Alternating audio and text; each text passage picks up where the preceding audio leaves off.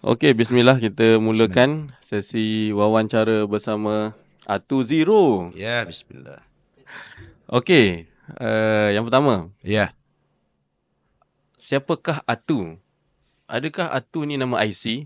Oh, okey. Atu ni sebenarnya nama samaran lah. Nama samaran? Nama samaran macam seperti kucing pun semua ada nama samaran. Oyen, Jingga, Yellow. Yang macam saya, Atu. Kalau nama betul saya, nama sebenar Syarif Kunal bin Syarif Doli. Syarif Kunal bin Syarif Doli. Syarif Doli. Eh. So Atu tu dekat mana tak ada? Atu tu sebab yang saya dengar cerita mitos daripada mak saya sendiri, dulu saya ni degil macam kepala batu. Oh, kalau nak buat tu, buat ni semua nak buat je. Bila dicakap tidak dengar, itu yang melekat. Jadi B tu dibuang, bagi dengan abang saya Sarip tu nama dia Botak. Nama samaran dia bagi dengan dia huruf B, maintain ni Atu. Bagi dia huruf B. Saya ambil ATU tu. Jadi degil tu bagi sama-sama. Bagi seorang sikit. Bagi seorang sikit. Orang cakap bongok tu bagi. So ni tinggal Atu. B dia hilang. Tapi tak ada ni yang saya dengar lah dulu degil. Kalau nak letak batu pula, tak elok pula nama batu. Batu. Batu. Anak ke berapa? Anak ketiga daripada 7 adik-beradik. Oh, ramai. Satu orang perempuan. Seorang perempuan. Satu orang perempuan. Tapi kalau dah berlakon, dia tengok macam ada 2 perempuan. Melati tu kan macam perempuan sikit kan. So 6 lelaki, 6 seorang perempuan. Seorang perempuan. So yang abang-abang tu kita orang lah. Satu, yang pertama, kedua, Atu ketiga. Betul. Kalau yang sulung Melati. Tapi yang B atas tu kita tak panggil Botak. Kita panggil Sarip. Kita panggil Syarif. Kalau macam dekat kampung dia panggil Botak lah. Botak sebab dia dulu rambut botak. Okay. So dia pun ada nama lain sebenarnya. Nama lain juga. Tapi Syarif. Syarif. Kalau sebenarnya tiga-tiga Syarif. Semua tiga-tiga Syarif. Oh. Syarif, satu lagi Saiful. Saiful tu memang nama juga. Nama juga. Syarif Saiful. Muhammad Saiful kan saya Saiful. Lebih kurang begitu lah. Saya pun tak ingat nama dia. Sebab kita dah terpanggil Melati, Predator. Nama lain-lain nama lain. Nama karakter lah. Tapi nama kereta. Okey, tapi nama dia adalah betul. Saiful betul. Betul. Syarif tu pun betul. Sebab Syarif tu nama apa? Syarif apa? Kunal. Syarif Kadil. Saya Syarif Kunal. So Syarif Saiful. Kalau tidak ke masa kita baru jadi artis saya selebriti lah begitu. Dia bagi kita macam korang kena ada letak satu nama, brand nama supaya orang senang kenal lah. Nama kita Syarif. Kalau kita letak dua-dua Syarif, tiga-tiga Syarif, pening lah orang. Itu yang ambil nama samaran senang sikit. Siapa yang masuk jadi artis dulu? Syarif yang first dia ambil nama Syarif lah. Dia ambil. Orang lain tak boleh ambil Syarif lah. Boleh ambil. Kalau diambil, kita kena bayar royalty lagi lah. Adik-beradik pun berkira kan. So yang pertama masuk Syarif. Lepas tu Saiful masuk. Saya dulu baru Saiful. Atu dulu. Abang Saiful masuk kemudian. Dia pemalu. Itu kan saya cerita sedikit Zero punya perjalanan ni. Sebenarnya yang aktif masuk audition, uji bakat apa semua Syarif. Sebab dia memang ada bakat menyanyi. Dia ada bakat seorang penghibur. Macam kita orang, macam saya dengan Melati, diajak. Melati tu Saiful lah. Okay. Saya pun dah keliru dah. Dia macam gitu lah. Saiful dengan saya diajak oleh Syarif. Awal-awal tu saya dengan Syarif saja. Melati Saiful tak nak masuk. Dia pemalu. Dia memang pemalu. Tapi kalau buat dorang tu memang budak nasyid Ustaz. Budak nasyid. Tak percaya kamu, kau pecah rumahmu. Ni nasyid tu maksudnya sekolah dulu. Sekolah kampung, macam kalau ada pertubuhan dekat Kudat tu, macam kumpulan-kumpulan dulu aktif masa 2005, 2004 begitulah.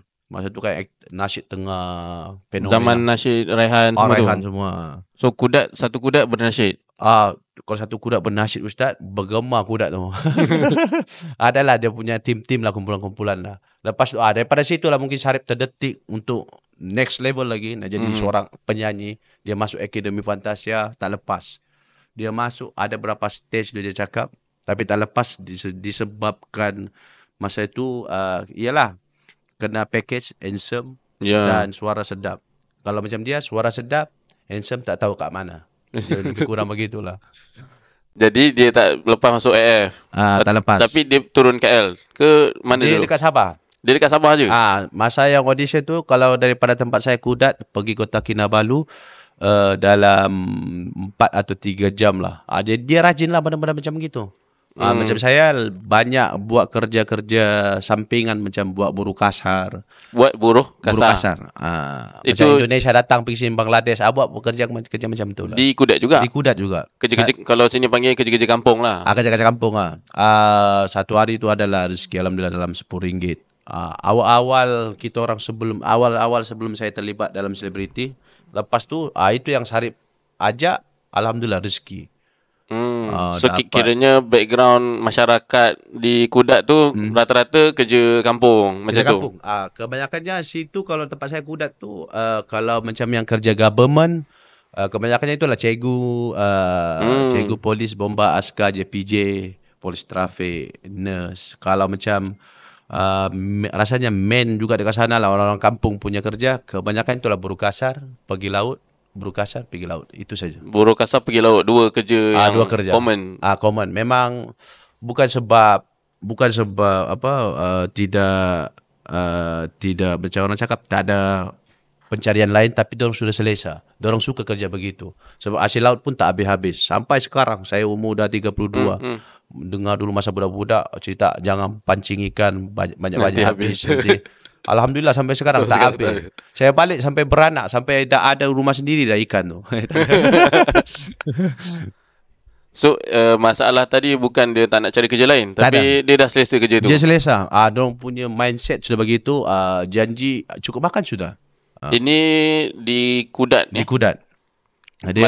Kudat ni saya lah. Atas darat lagi.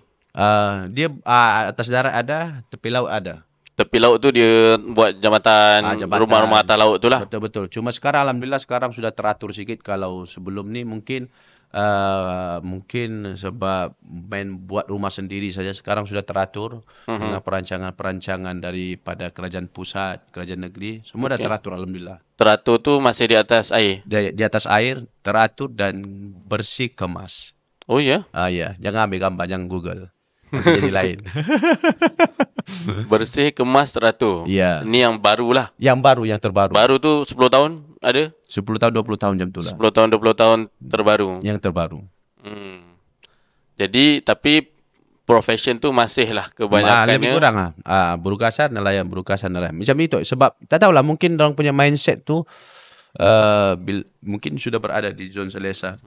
Jadi orang rasa benda tu okey lah, cukup lah. Tak ada komitmen nak kena bayar bank, komitmen kena bayar pinjaman. Jadi orang lebih suka duduk macam gitu. Jadi dia tak ada masalah hidup. Bagi dia, hidup dia tak susah. Tak susah. Bagi dia, dia dah selesa. Betul. Bila cuma macam orang, macam saya alhamdulillah, bila macam saya tengok, macam benda tu, susah juga macam gini. Cuma pendapat masing-masing. Pandangan dia rasa okey. Okey. Kadang-kadang kita sudah duduk dekat bandar ni, kita rasa macam-macam sudah kita dapat benefit yang kita dapat, kemudahan. Bila saya balik kampung saya Kudat tu macam rasa susah jugalah tengok. Itu yang kadang-kadang kita ada buat bantuan NGO kita bawa daripada sini, daripada Kuala Lumpur bawa pergi sana. Macam gitulah. Ramai ke yang mentaliti keluar daripada Kudat cari rezeki, pergi KL, pergi Kota Kinabalu ke? Maksudnya macam Syarif tadi. Maksudnya kenapa yang ni, kenapa dia golongan ni dia nak keluar, nak cuba benda lain, tak nak jadi buruh, tak nak jadi dia nelayan. Rasanya hampir minta maaf cakap ada lagi hampir 80% lagi masih bermindset macam gitu, mau duduk di kampung, ada makan, nak cari makan pergi laut. Kalau nak cari duit untuk beli beras, beli minyak ke gula ke apa semua, untuk bayar pendidikan, kerja buruh kasar. Macam itulah. Kalau nak dikatakan, kalau yang pergi laut, nak tarik orang keluar balik tu rasanya memakan masa juga. Tapi itulah, kalau macam saya memang mengharapkan orang-orang muda yang berada di kampung saya Kudat ataupun dekat mana-mana saya di Sabah itu, Sabah, Sarawak, kalau ada peluang untuk berhijrah, berhijrahlah. Sebab Nabi pun dulu berhijrah. Betul tak Ustaz? Betul. Dia berhijrah untuk bukan mengubah kehidupan, untuk memperbaiki lagi kehidupan, untuk mencari kehidupan sebenar. Daripada kalau macam pemahaman saya mungkin mencari rezeki itu pun mencari rezeki kan ibadah kan Ustaz. Betul? Oh, dapat. Saya Google tadi semua Ustaz. So 80% masih 80%. mentality tinggal di situ. Sebab saya tidak tahulah. Saya pernah orang terdekat saya juga sendiri, saya tidak mau sebut siapa, orang terdekat saya juga sendiri, bila kalau macam sudah ada kelebihan duduk di sini, tapi masih juga mau duduk di kampung. Saya pun tidak faham sebab apa, tapi untuk saya punya kajian lah Ustaz, dia macam satu sumpahan, curse. Macam tidak boleh keluar daripada kampung. Dia keluar daripada kampung saja, dia macam-macam lah. Orang cakap homesick, tak tahulah homesick. Kalau pindah daripada kampung tu pun datang ke bandar, mesti ada home juga. Takkan duduk dekat tepi-tepi mana kan. Jadi tidak tahulah. Bagi saya mungkin sumpahan lah Ustaz. Sumpah tak nak keluar daripada kampung tu. Mesti balik. Mesti balik. Paling lama pun kita simpan lah duduk dekat sini. Kalau kerja bagus, makan bagus pun dia akan balik dalam masa 3 bulan, 4 bulan mesti balik. Atu tadi sebut harapan untuk generasi baru hijrah. Kenapa? Apa masalah kalau dia berterusan duduk di kampung, di Kudat ni? Maksudnya di zon yang sama. Apa masalah yang timbul? Ada masalah sosial ke? Ada masalah masa depan ke? Nasib tak tentu ke? Macam mana? Masalah sosial tu bagi saya, semua tempat akan ada masalah sosial. Memang tidak akan, tapi dapat dibendung. Cuma kalau macam anak muda ni keluar daripada kampung, maksudnya bukan keluar tak balik-balik. Maksudnya keluar, mencari rezeki, cari ilmu, cari apa yang boleh kita buat untuk kita bawa balik pergi tempat kita, untuk kita majukan sendiri di tempat kita. Kadang-kadang bila mungkin saya faham perbezaan, sekarang kan ada dia punya Gen Z, Gen Alpha, Omega, Beta, macam rumah sukan lebih kurang macam gitu kan. Kalau bagi saya Gen 90-an ni kebanyakannya masih lagi yang fighter lah, orang cakap. Boleh keluar lagi. Kalau yang atas 90-an tu bayar atu lah. Bayar saya lah. Sebab saya nampak, saya nak tengok sini kawan-kawan saya masih lagi ramai yang 90-an, 80-an masih ada dekat sini, bertahan lagi. Alhamdulillah. Ada duit sikit, antar kampung, buat rumah, buat bisnes, beli tanah, tanam kambing pula, belah kambing. Tanam bila nak untung Ustaz. Belah kambing, beli lembu, macam gitulah. Jadi dekat situlah sebenarnya nak fahamkan orang, datang pergi bandar ni, cari duit, ubah, antar sana. Tadi term dia majukan kampung tu. Majukan kampung. Maksudnya sekarang ni kampung tu tak maju. Maju. Kalau tak maju, tak ada zero dekat kampung tu. Dia majulah, alhamdulillah. Dia sudah maju. Kalau saya pun jarang balik kampung. Kalau balik pergi Sabah pun sebab atas kerja. Kalau saya balik kampung, canggih lah, alhamdulillah. Budak-budak umur 3 tahun, 4 tahun dah pandai main ML. Power lah. Canggih lah. 3 tahun, 4 tahun pandai main ML. Maju. Kita dulu 3-4 tahun masih main konda-kondi, main sorok-sorok. Siapa kata main konda-kondi tu tak maju? Maju. Maju juga. Ustaz yang petik. Saya tak petik Ustaz. Di kampung masih ada keluarga? Ada, alhamdulillah. Yang sekarang ni, buat masa sekarang sana, Saipul dengan adik saya 2 orang. Mak saya semua sudah datang sini. Saya bawa pergi sini. Dia duduk dengan adik perempuan saya baru kahwin. Jadi bawa duduk sini. Mak dah duduk sini? Duduk sini sebab satu, saya fikir kalau mak saya sakit. Dekat sini alhamdulillah kemudahan semua ada. Adik-beradik ramai kat sini? Ada 5 orang dekat sini. Daripada 7? Daripada 7. 2 masih di kampung? 2 dekat orang kampung. Sebab diorang tengah fight untuk jawatan kota kampung. Boy. Sekarang kota kampung ada allowance. Sekarang sudah naik 900 tak silap. Allowance kota kampung. Tak tahulah. Tapi ramainya dekat sini lah, 5 orang. 5 orang semua kat sini. Semua saya ajak bekerja dekat sini. Jadi boleh cari. Macam adik bongsu saya baru habis SPM, datang sini, ikut dengan saya kerja. Cuma hari ini saya tak bawa dia.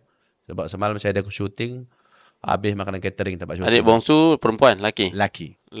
Satu perempuan. Perempuan lepas saya, nombor 4. Laki tu dah kahwin? Lagi 2 orang. Lagi 2 orang belum? Lagi 2 orang belum. Yang baru kahwin hari tu perempuan? Perempuan. Saya baru 1 kali kahwin. Ustaz? Yang ni kita cut ke?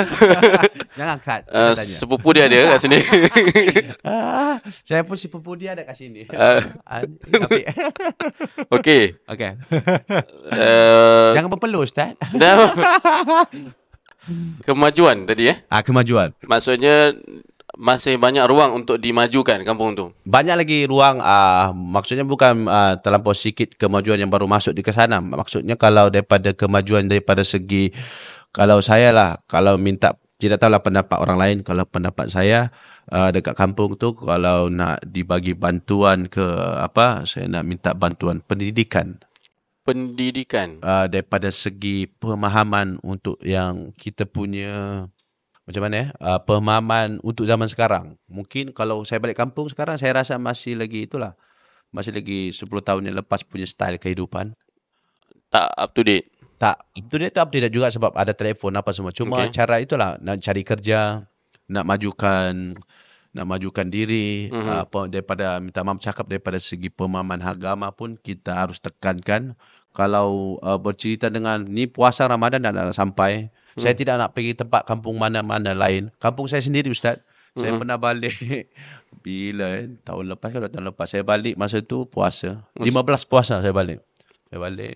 Tu selaba je ada budak-budak tengah makan keropok dalam 10 tahun 15 tahun. Saya rasa dah remaja lah kot. Lepas tu tak apa lagi. Lepas tu ada lalu pakcik-pakcik ni tengah rokok. Saya tengok, saya terus cek telefon. Ni bulan Ramadan ke bulan Rejab Takut dekat Sabah bulan lain. Takut bulan Sabah dia punya, dorang tak kira bulan dekat sini. Sekali bila tengok macam gitu, problem lah, masalah lah sebenarnya. Dorang rasa kadang yang dekat kampung saya sendiri puasa tu macam seminggu saja. Seminggu pertama puasa. Cuba-cuba je. Lepas tu dah tak ada dah. Dah tak ada suasana tu pun dah tak ada. Suasana tu akan lahir pada 29 puasa. Oh, itu suasana dia balik dekat situ. Buka puasa terakhir. Puasa ibarat dia malam Syawal. Malam Syawal dia. Itulah bukan sebab salah dorang, mungkin sebab dorang tidak tahu. Budaya agama tu tak ada lah maksudnya. Kurang sikit lah. Kalau daripada segi puasa lah yang saya nampak, ini bukan saya main tuduh-tuduh. Ini saya nampak sendirilah. Sebab saya pun dulu macam gitu juga. Bila alhamdulillah saya duduk Semenanjung ni, saya jumpa dengan isteri saya yang faham sedikit pasal agama, mentua saya. Dekat situlah saya belajar. Sebenarnya puasa ini sebulan baru tahu puasa itu sebulan. Bukan ikut suka hati. Macam gitulah. Minta maaf cakap lah Ustaz. Ingatkan puasa seminggu setahun. Betul. Kita takkan nak kena tukar lagu seminggu kita berpuasa. Macam tu lah yang saya nampak sendirilah. Cuma bila saya balik kampung tu saya nampak macam sedikit kecewa. Tapi nasyid masuk dalam kampung? Masuk. Cuma bila nasyid faham lah. Pasal puasa ni memang semua termasuk diri saya sendiri 15-20 tahun lepas. Itulah kalau surau masjid ada? Surau setakat ni surau yang macam, surau ni pun ada isu jugalah. Surau yang kampung saya ni ada isu. Bila ada isu, saya hari tu ada rancang dengan isteri saya sendiri nak buat surau. Surau kita buatlah sumbangan daripada NGO, cuma kita tak bergerak lagi sebab ada isu-isu yang menyebabkan kita stop sikit. Sebab surau tu hasil daripada tanah wakaf. Tapi bila ada isu untuk lepas tu baru-baru ini surau tu ada orang buat pemaju. Bila pemaju tu surau tu makin kecil. Rupa-rupanya tanah wakaf tu tak sebesar sebelum ni lah.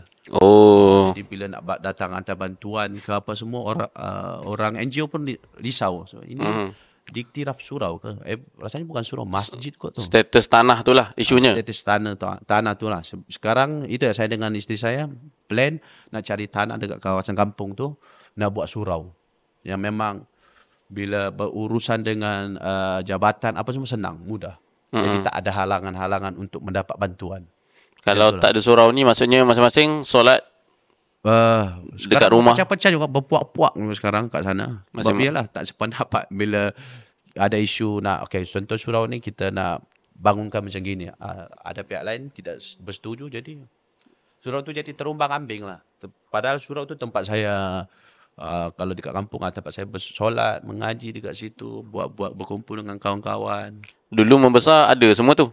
Semua tu ada lagi. Ada lagi lah mengaji ada. Ada lagi lah. Cuma sekarang kurang sikit sebab Tak tahulah yang ustazah mengajar saya, tak tahulah. Allah alam lah, hidup lagi ke tak tahulah. Cuma ustazah tu memang rajin. Walaupun dia bukan orang kampung situ. Dia datang dari luar. Datang dari luar. Daripada kampung seberang lah. Cuma tak tahulah, mungkin itu ada daripada dana daripada rukun tetangga kot, tak tahulah. Kalau tak ada ustazah tu tak tahulah walam. Sekarang ni ada pun kelas kapal 3M. Itu di bawah MKN. Kelas kafah 3M. 3M, membaca, mengaji, mengira. Itu untuk membaca, menulis, mengira. Membaca, menulis, mengira kan. Mengaji macam lebih kurang begitu. Paduain juga. Cuma yang itu dikhususkan untuk yang tak ada surat taraf. Tak ada dokumen. Ada dokumen, tapi memang dibantu di bawah MKN. Kerajaan lah. Kat kampung saya. Betul. Ya, itu dijaga, alhamdulillah. Dijaga walaupun macam gitu, masih lagi dibagi peluang untuk belajar. Ada tempat tu ada. Tempat lagi. Tanah pun tempat pun dah cantik. Hari tu kita pergi, sebelum tu kita datang macam biasa. Bila kita balik, MKN nampak mungkin kita terpos masa itu, kita terpos. Jadi mungkin MKN kadang-kadang orang tak tahu yang atas-atas ni tak tahu. Sebab biarlah banyak tempat nak kena jaga. Bila dah orang nampak kita pos, alhamdulillah orang bantu. Memang cantik sekarang.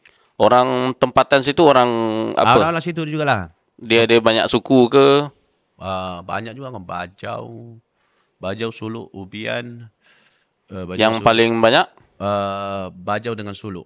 Bajau dengan Suluk. Tiga-tiga ni lah. Tiga-tiga tu sama banyak. Yang ni suku ni daripada laut ke? Perairan. Daripada perairan. Perairan. Dia kebanyakan di kepulauan-kepulauan yang berada di Sabah lah. Dari pulau-pulau. Dari pulau-pulau. Berkumpul di Kudat. Berkumpul di Kudat. Di Kudat ada, itu ada di Kudat. Kota Morudu, Kota Bulu. Ada juga kampung-kampung pesisiran. Cuma bajau dia sudah berbeza-beza. Ada yang bajau sama.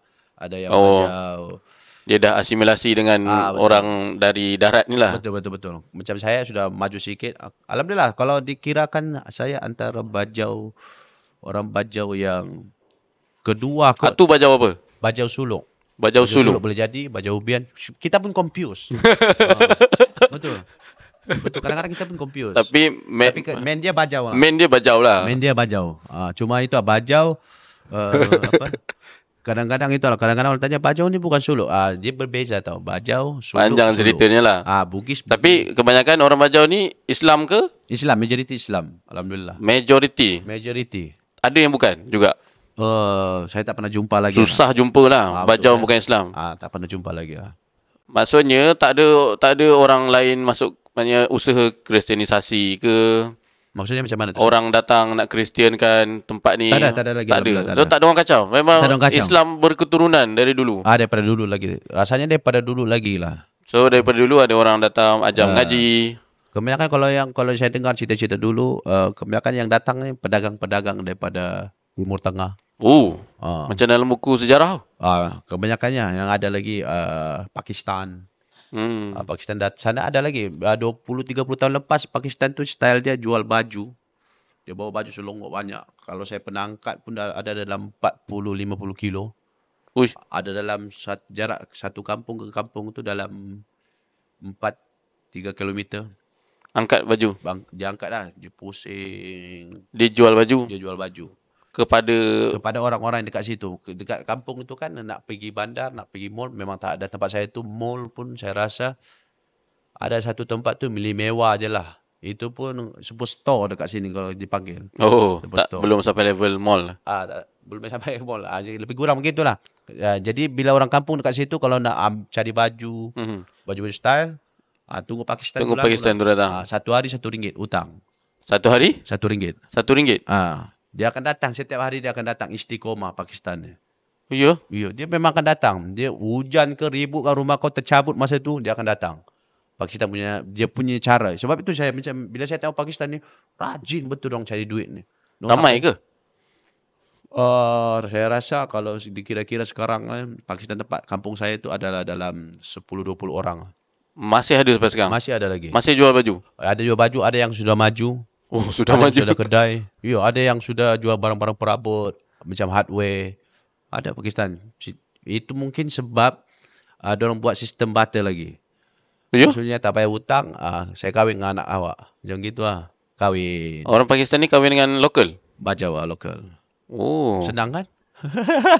Jual barang tak tak jual. Saya terima nikahnya dekat situ juga. Kebanyakan lah. Tak kebanyakan, tapi saya tengok adalah kawan-kawan saya yang Pakistan sudah kahwin orang situ. Pakistan ni semua Islam jugalah. Islam.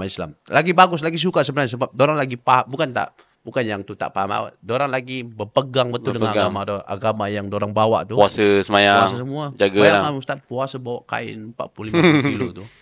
Wow, kita nak pergi sulu beli air untuk berbuka, kita dah togak dulu. Tak sampai rumah. Itu yang saya suka lah. Dekat situ yang saya belajar. Okay. Sedangkan Pakistan tu datang jauh daripada Pakistan. Saya tanya orang dalam 8 jam kalau naik kapal terbang berapa. Naik kereta api lagi. Naik kereta lagi. Diorang boleh sampai dekat Kudat tu. Kalau ibarat saya dekat ujung sekali. Diorang boleh sampai cari duit. Ubah diorang punya nasib. Sekarang Alhamdulillah. Pakistan sekarang ada yang ada kereta. Ada rumah kat sana. Tapi kenapa dia datang Kudat? Kenapa dia tu datang Kudat? Jauh-jauh ujung sana. Itu saya pun tanya kenapa tak pergi tempat lain, pergi London ke, pergi ni. Itu saya tanya kenapa mesti Kudat? Sebab dia cakap sebab ada kumpulan zero. Cuma itulah. Hebat lah, dahsyat lah. Yang inilah yang kadang-kadang saya tengok, saya ambil sikit jadi pengajaran. Kadang-kadang ada terkeluar juga dalam sketsa-sketsa saya masa Maharaja Lawak. Ada situasi yang lucu-lucu Pakistan tu buat kita orang masukkan. Jadi kebanyakan yang itulah Ustaz. Yang cerita-cerita kampung tu kebanyakan yang kita ambil daripada pengalaman. Memang ada yang kejadian sebenar. Jadi senang. So inspired by Kudat. Kudat and Pakistan. Pakistan. Jindabad. Okay, so balik pada tadi pendidikan tadi. Pendidikan ya. Kenapa dicadangkan pendidikan ni? Macam mana pendidikan tu boleh mengubah nasib orang bajau? Dia sebenarnya pendidikan memang saya sendirilah tengok. Saya sendiri bila duduk dekat sini, saya itulah minta maaf cakap, saya SPM 1B, 4C, 2D, 1E. E itu ekonomi rumah tangga. Masa tu ya kita tak kahwin lagi, kita tidak tahu macam mana ekonomi rumah tangga diuruskan. Tapi bila dah sekarang ni kalau saya mengulang, saya rasa saya dapat sekolah lah maksudnya. Dapat akses pendidikan. Dapat akses pendidikan. Cuma saya masa tu ada buku teks saya tak dapat. Beberapa buku teks saya tak dapat, saya tidak tahu. Buku teks tak cukup maksudnya? Tak cukup tu pun tak tahu juga. Cuma saya tak sekolah dapat. Tu dekat mana? Dekat Kudat lah, dekat Kudat. Dekat Kudat tu ada sekolah lah. Ada sekolah. Semua orang dapat sekolah tu. Sekolah dekat Kudat tu ada dalam 10 juga tak silap. Banyak. 10, 5 menengah banyak lah. Lebih kurang 5 menengah, 5 rendah. Cuma yang masa saya tu saya tak dapat, bukan saya tak dapat, saya tidak tahu apa masalahnya. Masa buku teks tu, itulah. Bila dapat buku teks, kawan-kawan semua dapat sampai 15, 14 buku teks. Saya mungkin dapatlah dalam 3 atau 4. 3 atau 4 itu pun yang mungkin saya dapat yang dah sepik, yang last lah tu. Yang terakhir lah tu. Tapi saya tak kisah. Memudahkan saya. Sebab masa tu beg besar ni je. Jadi, besar tu? Besar ni. Kadang-kadang kalau buat buku tu, buku terkeluar. Jadi, bila kalau nak dapat beg baru kena masuk program rakan muda sebelum ni kan ada bagi beg. Itu seronok lah. Memang nak pergi sebab nak beg. Aktiviti dia belakang cerita. Bila dapat beg itu pula masalahnya, isunya akan jadi banyak beg yang sama. Ini beg saya ni, jadi bila itulah kalau bercakap pasal pendidikan ni, saya memang bukan orang dekat tempat saya tu tak. Saya rasa lagi jenis, lagi pandai. Diorang kalau sini-sini ukiran kayu, buat umpan kayu tu. Kalau biasa mancing tu. Umpan kayu? Umpan kayu. Dia kan kalau kita tengok apa jigging, orang jigging tu, yang umpan plastik tu. Diorang boleh buat, diorang boleh ukir, diorang boleh buat kapal kayu. Perahu macam tu? Perahu yang kecil, yang besar pun. Dekat sana ada lagi pembuatan, kalau saya tengok, saya nampak ada itu dekat Terengganu. Pembuatan kapal kayu. Dekat tempat saya ada lagi. Cuma bila itulah mungkin peluang pendidikan tu dorang bukan sebab government dah banyak bagi sekolah dah banyak bagi program tu program ni. Cuma tak tahu macam mana nak buka dorang punya minda tu untuk menerima maklumat pendidikan. Maksudnya tertutup. Tak tahulah tertutup ke apa. Tak masuk. Belajar tu tak masuk. Tak masuk. Saya sendiri belajar tu susah betul nak masuk. Tak tahulah pemakanan saya rasa saya sehat sebab seafood, makan ikan, Vitamin fresh, ketam. Ketam saya ada dengar bagus untuk otak. Tapi masih macam gini. Tak tahulah, Allah alam lah. Tapi itulah kalau ditingkatkan pendidikan, apa pentingnya pendidikan untuk maju ke hadapan. Sebab kalau kita ada duit, kalau kita tak ada ilmu pendidikan pun susah juga. Sebab dua-dua tu kena balance. Kalau kita ada pendidikan, tak ada duit pun susah juga. Tapi bila dua-dua ada ni, jadi balance lah. Jadi kita boleh majukan orang lain. Itulah yang saya harapkan. Sebab tu sekarang saya sudah stop bagi bantuan makanan asas. Saya cuba nak bagi, itulah, try nak masukkan pendidikan. Tapi tak tahu macam mana caranya. Saya pun buntu. Yang tu tadi buat surau lah salah satunya. Salah satu tadi. Nak buat surau tu, saya rasa kalau buat surau, budak-budak suka pergi surau. Kalau dekat kampung saya tu, budak-budak saya suka sekali pergi surau. Kalau macam lagi-lagi kalau ada jemaah-jemaah tabligh datang. Saya sendiri pun kalau ada jemaah tabligh datang, saya seronok lah masa budak sebab dapat makan kari kepala ikan, kari ayam kicap. Oh, sedap. Dimasak sedap. Itulah itu yang seronok. So sebenarnya banyak bantuan yang dah berjaya sangat masuk ke Kudat. Maksudnya bantuan apa? Bantuan apa sahaja bentuk bantuan? Banyak ada. Saya rasa banyak sudah. Masa saya sekolah pun dulu, saya rasa kalau ada segelintir orang, kita tak tahulah mungkin pendapat masing-masing kan. Tapi bagi saya kerajaan siapa-siapa lah, mana-mana kerajaan yang memerintah, rasanya semuanya sudah bagi kelengkapan macam-macam. Apa yang orang lain dapat, kita pun dapat. Cuma lambat atau cepat saja itulah. Cuma itulah bagi saya nak buka minda satu, nak buka peluang pun bila dah terbuka minda, dorang yang pihak-pihak yang berkemampuan ni bagilah ruang. Bagi ruang, insya-Allah semua boleh hidup berdikari. Macam saya sendiri lah, bila dibagi peluang, dibagi kerja tu kerja ini, saya belajar, saya proses belajar, jumpa dengan ustaz, dapat bekerjasama. Jadi benda tu bila saya banyak belajar, saya banyak berjumpa dengan orang, okey, benda-benda tu input yang bagus untuk saya. Itu yang penting hijrah tadi tu. Itu yang penting hijrah tu. Jadi kita macam-macam kita boleh jumpa. Okay. Itu rancangan saya. Kalau adalah mana-mana NGO ke atau ustaz sendiri, kalau dekat kampung saya tu, saya nak tekankan itulah pendidikan, pemahaman agama juga. Lepas tu buka minda, kalau boleh berhijrah dulu. So, ambil masa 10-20 tahun, paling kurang pun 5 tahun, kumpul duit, bawa balik kampung, usahakan apa yang patut. Macam tu.